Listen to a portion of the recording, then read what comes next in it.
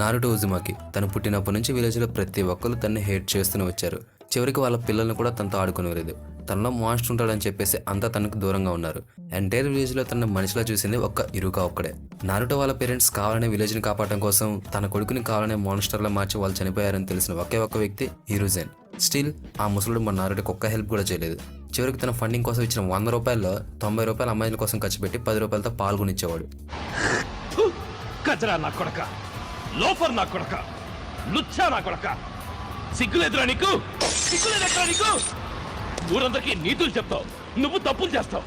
అద్దంలో నీ మొహం చూసుకోరా, ఓసారి అద్దంలో నీ మొహం చూసుకో. ఇలా ఇంతమంది హేట్ చేస్తున్న మన నారుటో ఏదో ఒక రోజు వీళ్ళంతా తనని గుర్తిస్తారు అని చెప్పేసి తన లైఫ్లో మూవ్ ఆన్ అయిపోయాడు.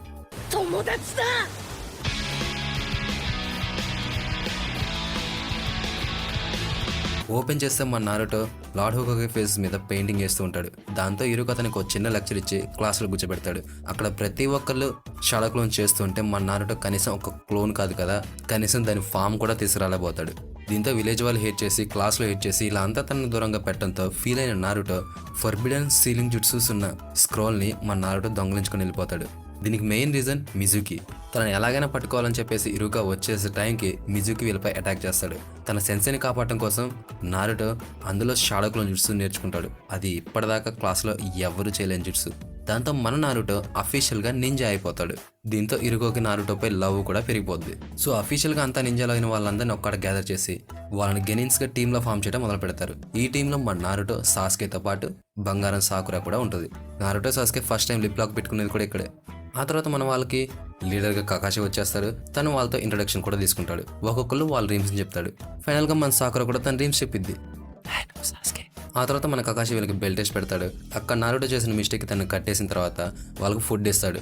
వాళ్ళని తినమని చెప్పేసి కొన్ని రూల్స్ పెడతాడు. మీరు కనుక ఈ ఫుడ్ నారుటోకి ఇస్తే మీరు ఖచ్చితంగా ఈ టెస్ట్లో ఫెయిల్ అవుతారు. కకాషి వెళ్ళిన తర్వాత మన సాస్కే నారుటోకి ఫుడ్ ఇస్తాడు. ఇది చూసి సాకురా కూడా ఫుడ్ ఇస్తుంది. ఇదొక హఠాత్ పరిణామం, ఎవరు ఊహించినటువంటిది. ఇది చూసిన కకాషి వచ్చేసి మీరు పాస్ అని చెప్పి, ఎవరైతే రూల్స్ బ్రేక్ చేస్తారో వాళ్ళు పనికిరాని వాళ్ళే, కానీ ఫ్రెండ్స్ని వదిలేసే వాళ్ళు ఇంకా పనికిరాని వాళ్ళు. ఆ తర్వాత మన వాళ్ళు అఫీషియల్గా టీమ్ 7లో జాయిన్ అవుతారు. వాళ్ళకి మిషన్స్ కూడా వస్తాయి. ఇలా ఫైనల్గా మన వాళ్ళు జాబుజాని ఎన్కౌంటర్ చేస్తాడు. ఈ టైంలోనే మన కకాషి ఫస్ట్ టైం తన షారింగ్ అనేది రివీల్ కూడా చేస్తాడు. ఇక్కడ మన వాళ్ళకి తెలిసిన అన్ని టెక్నిక్స్ తోటి జాబుజాతో ఫైట్ చేస్తాడు. బట్ స్టిల్ తను ఏమి చేయలేకపోతాడు. కకాషి కూడా తన అన్ని స్టైల్స్ ఆఫ్ జుట్స్ వాడతాడు.